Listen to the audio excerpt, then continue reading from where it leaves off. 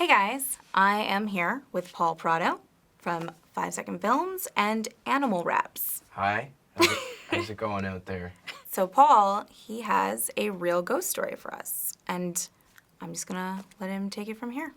Well, I don't know if you know this, Denise, but when I was 15, my stepdad passed away of brain cancer, and it's a disease that it kind of eats at your mind slowly, and you really lose control of yourself and your feelings. And toward the end of his life, he was very angry, and he did things like threw a dresser at my sister and kind of chased me down the street one day when he was really out of his mind. And you know, these are things, if a normal person did these things to you, you'd be really angry at them. But when it's a person who is out of control and they just can't help themselves, you have nothing but sympathy, and you don't know what to do anyway.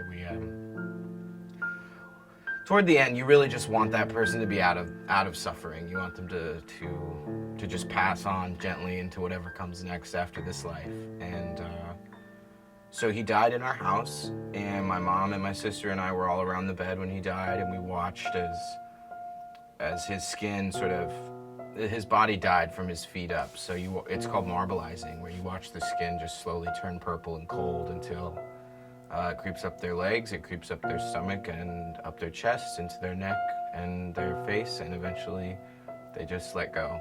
And I just remember my mom screaming, and I had just a memory in that moment that he died. I just remembered all the times that he asked us to just let him die alone. I remember all the times that he just wanted the suffering to stop.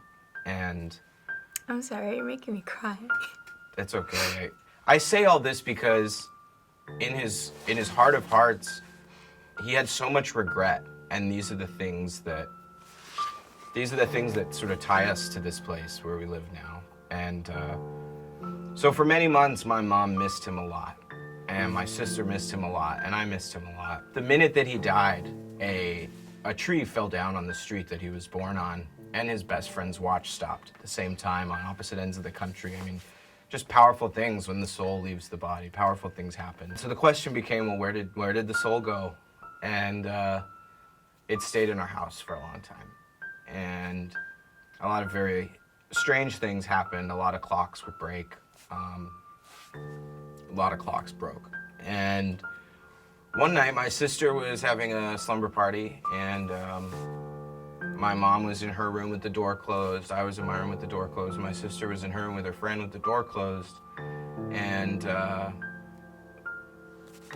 the house was very cold.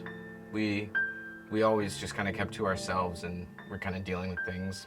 In any case, we hear this sound. It sounds like hammering. It sounds like someone's hammering a nail into the wall, and it's probably 1 a.m.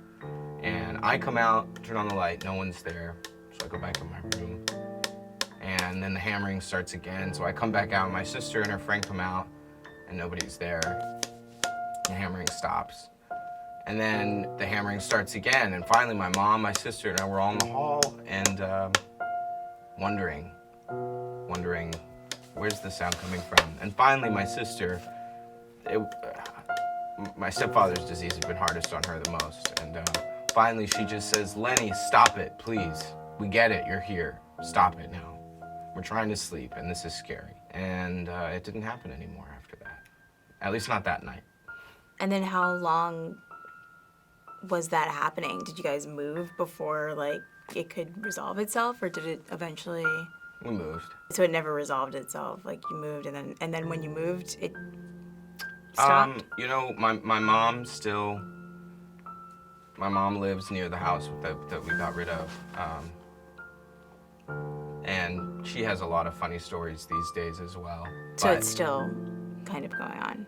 Yeah, I mean, I think it's that pain that both my stepdad and my mom felt. It's the pain that kept his presence here, and it's the pain that still, I think, enables her to feel him a little bit, you know? Mm-hmm. It unites them. So you feel like maybe he hasn't moved on yet? I don't know if he ever will. All right. Well, thanks, Paul. Yeah. It's a very sad story. If I had to say that there was one lesson I've learned from all of this, the lesson would be deal with your pain while you're here. Resolve it while you're here, and and every day resolve it every day, because you could get hit by a bus on your way home. And if you have that unresolved pain in your heart, those are the things that kind of bind you to this place.